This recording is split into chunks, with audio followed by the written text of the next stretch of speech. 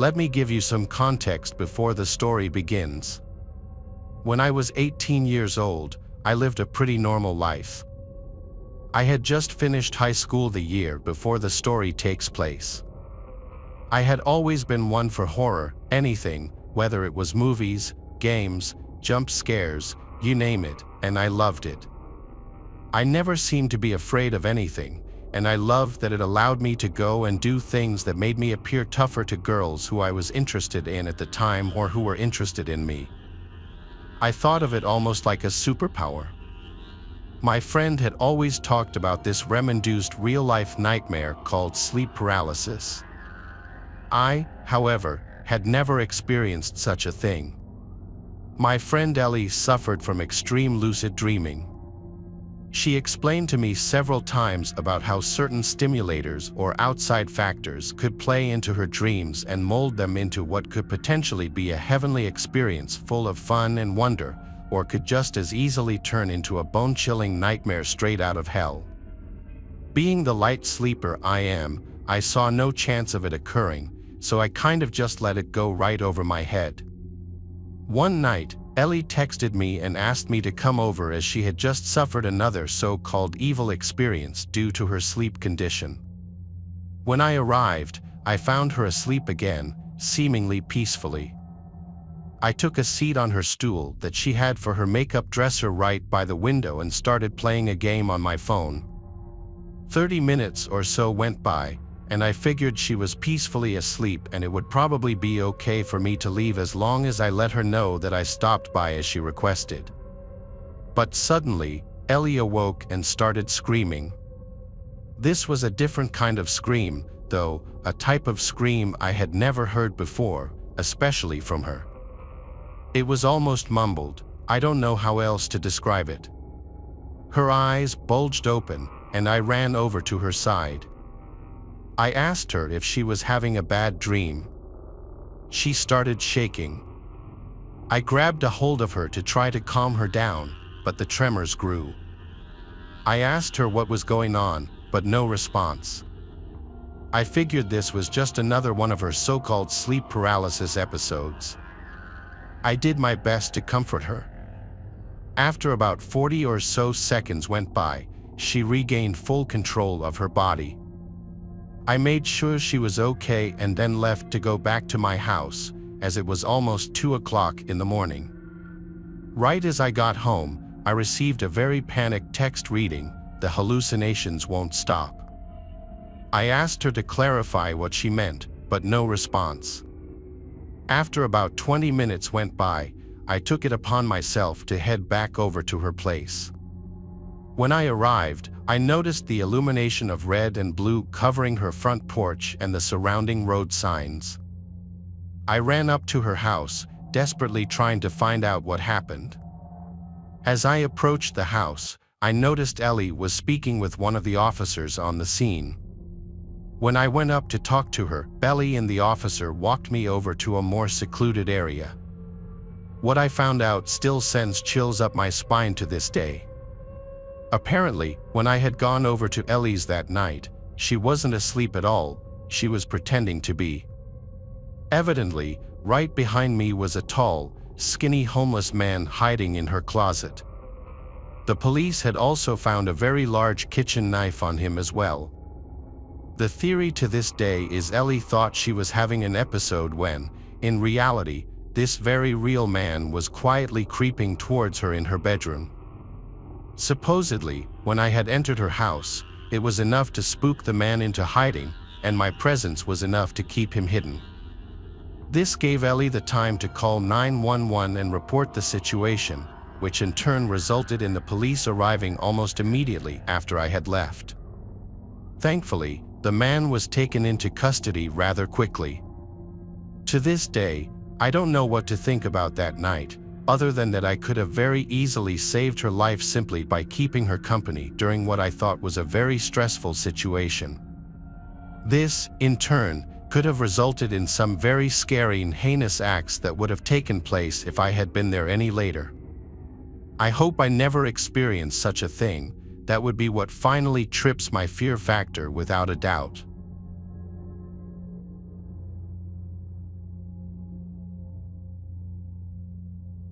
My family and I used to go camping all the time, sometimes more than 3 or 4 times a year, even. We were camping in White Mountain National Forest, and it was our first time doing a more primitive type of camp. Usually, we went to traditional campsites like Yogi Bear Jellystone or even KOA, but this time we were in for something different. I wasn't that excited for it because I didn't think it would be as fun. I think I was 14 when this happened, around that age at least. I was still in an angsty teenage phase, if you will. I was still a good kid, just a little emotional and rough around the edges. When we got there, while my parents were setting up, my little brother and I wanted to do some exploring. We walked around for a while, but we didn't go too far as we didn't know the area and we didn't want to get lost or stray too far from camp. We talked about anything you would imagine two unsupervised children would talk about. I started messing with my little brother, Blair, saying things like we were lost and to watch out for the bears and the monsters. Pretty crappy, I know, but I thought it was funny. We messed with each other like that all the time, but I could tell he was actually starting to get scared, so I let him know I was only joking. I was hoping to find a cool bank offshore, like a place we could swim or fish. I found the perfect spot. He ran over to it to investigate it, and I fell in love with the scenery. It truly was beautiful. Our little kid brains loved every second of the outdoors. I knew we had been gone a while, though, and I was in charge of my brother, and I didn't want us to get in trouble. Mom wanted us back before dark anyway, and we were starting to lose daylight. So, we walked back to camp, had dinner, and did our nightly ritual with the family, like playing board games. We had a campfire and all that fun stuff until eventually, it was time for bed. Blair and I were staying in our own tent, while our mom and dad had their own as well. We got our sleeping bags, a lantern, and not much of anything else, maybe some snacks that we snuck into our tent and a DVD player to watch a movie. I fell asleep, but I remember waking up for seemingly no reason in a groggy state of mind. I turned over towards Blair and noticed he was gone. I instantly shot up. I walked out of the tent and saw him walking towards the trail that we came from earlier. "Blair, what are you doing?" I asked. "Get back to sleep before Dad finds out what you're doing." That was when I heard a noise coming from my parents' tent. I worried that I woke them up by basically yelling. I don't know how Blair got out of the tent without me noticing in the first place, but he kept walking until eventually, he was out of my sight. I ended up finding him off the trail a ways, thanks to my lantern, and he was sitting by the lake. I grabbed him by the arm and yanked him towards camp when all of a sudden, we saw a shadow. It was a man, and there was something really wrong with him. Like, seriously. He wasn't only just being a creep by staring at us, but he was clearly deranged. He was standing in the moonlight, and I could see him semi-clearly. He had long, dark hair that looked greasy and a creepy mustache. He also had some sort of tool in his hand that looked like a hammer. The way he was just standing there, all crusty-looking and staring intensely, showed me enough. He was just sitting there, mouth breathing, and he was extremely pale. He looked like he hadn't showered in weeks. I didn't stay for another second or even bother to say a word to him. I mean, come on, I was pretty sure he was a murderer. Now the chase was on. Blair wasn't as fast as me and he could barely keep up. Keep in mind, he was only 9 or 10, so his little legs could only go so fast. I grabbed his arm and practically dragged him to make him go faster. The other problem that we had was we had to get past this man to get back to camp, so we legit had to make a detour and run in a circle around him. I don't know what we would have done if it wasn't dark or if we weren't already close to home. We were pretty sure that we lost him and eventually met up with Mom and Dad. They found us out a ways from camp. I guess we were heading in the wrong direction. We kind of got lost in the panic, I guess. You'll never guess what happened after that. When we arrived back at camp, my dad's truck was gone, the only vehicle that we had out there. That man baited us off camp and he stole the truck, broke into our tents, and stole my dad's wallet and phone. Luckily, we had a walkie-talkie to call for help. The police found my dad's truck and actually arrested the man a few days later. What if we would have been out further into the woods that night? That man would have been out further into the woods that night. That man would have caught us, no doubt about it. He chased us through the woods and tried to murder us or kidnap us, one of the two. When my dad got the truck back, unfortunately, it was totaled in a drunk driving incident by the man that stole it. Man, that trip was a nightmare.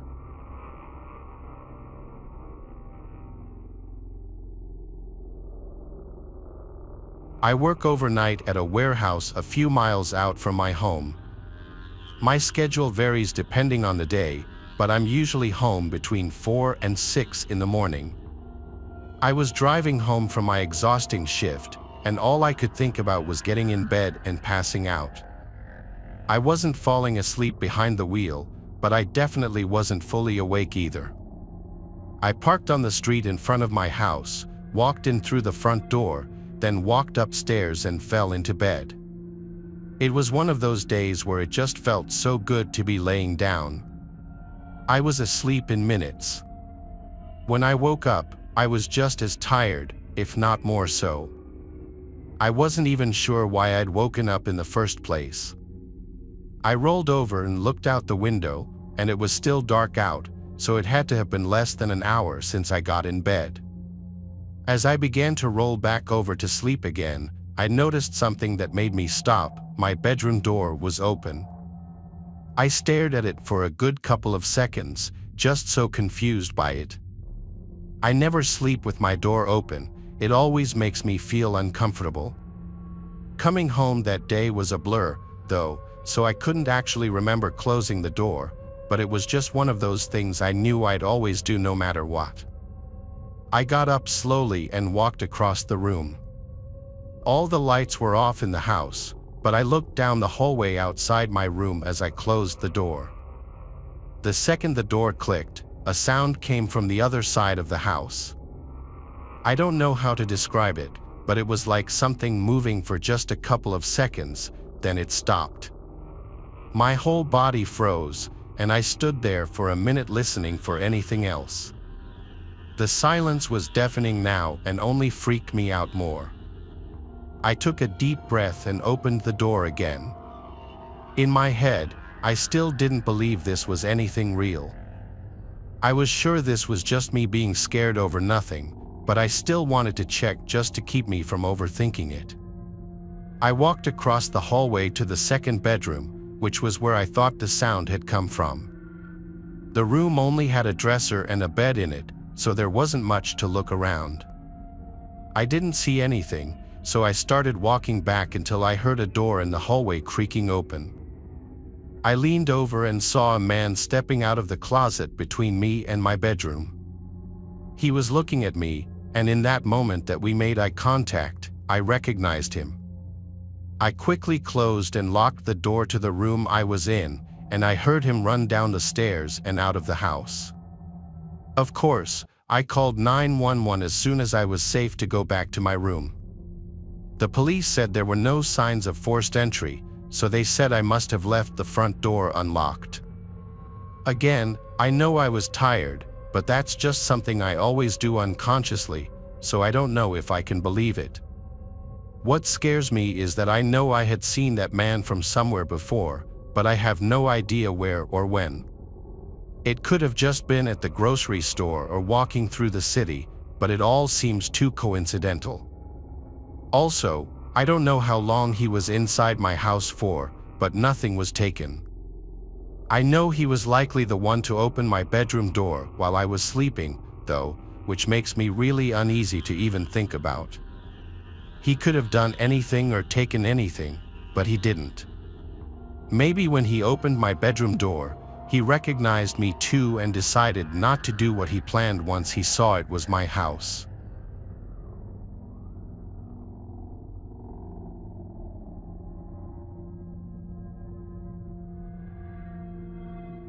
It's all too hard to say, but I've been thinking about it non-stop for a while now, and I'm still paranoid. This happened in August of last year. I had taken a week off from work for a staycation at home. I had been living alone for the past few months after my roommate moved out, but I'd been working too much to really enjoy the space and freedom of living alone. This week was supposed to be my relaxing, me time that I never got to have. Unfortunately, it could not have been further from that. It was my second day off, and I was just chilling, watching TV, eating nice home-cooked meals, all of that kind of stuff, when I heard someone walk up to my front porch. It was midday, so I thought maybe the mailman or just some solicitor. But as I stayed sitting on the couch for a few minutes, I realized they still hadn't knocked or rang the doorbell. I never heard them walk away, so it got me curious. I got up and went over to the door to look out the peephole. Sure enough, someone was still on my porch. It was a man looking to be in his mid-30s, wearing a light sweatshirt and black jeans. He wasn't in front of the door, though. He was off to the side, looking around like he was searching for something. I thought of opening the door, but I was too nervous to confront him, so I just watched. After 40 seconds, the guy walked away quickly and got into a parked car on the road by my neighbor's house. Once I saw him drive away, I went out to investigate. Everything looked normal to me, at least everything in the area the man was looking around. I went back inside and mostly forgot about it. Within the hour, I took a nap, then made dinner a few hours later, and finally turned on a movie to finish off the night with. Sometime in the middle of it, there was a knock at the door. I paused the movie and went to see who it was. It was that man from earlier, this time standing in front of the door and seeming to be waiting for me to answer. I cracked the door open just enough to talk through. "Hey, I was hoping you'd help me out with something." I'd ask someone else, but nobody would answer, the man said right away with a big smile. "What do you need?" I asked. He went on to tell me this elaborate story about his car. Breaking down right next to my house, he pointed at it, and I immediately knew it was the same car I saw him drive away in earlier. Then he said all he needed was to use my phone to make a quick call. Knowing this was some sort of scam or something, I denied him right away and closed the door. I then looked through the peephole to make sure he left, but he didn't. His face grew excessively angry, and he banged on the door again.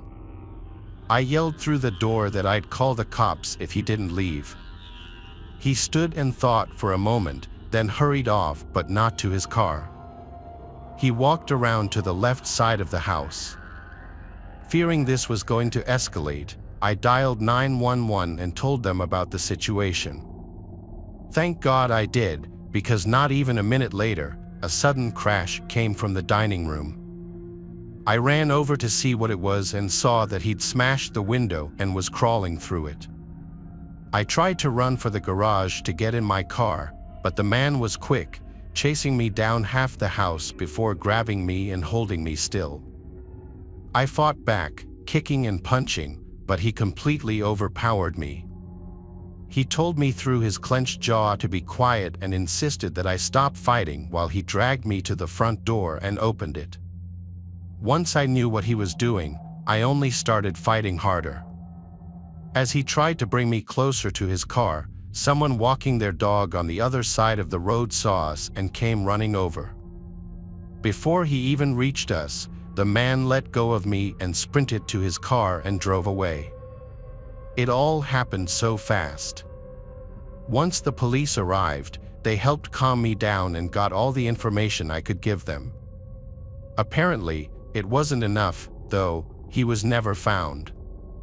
What's creepier is that the police think the first time I saw him come by wasn't actually his first time. They think I may have caught him collecting some sort of camera or mic he'd set up on my house to spy on me. He hasn't been back that I know of, but I plan to move out anyway just to be safe. Whatever his plan was, I don't want to risk finding out.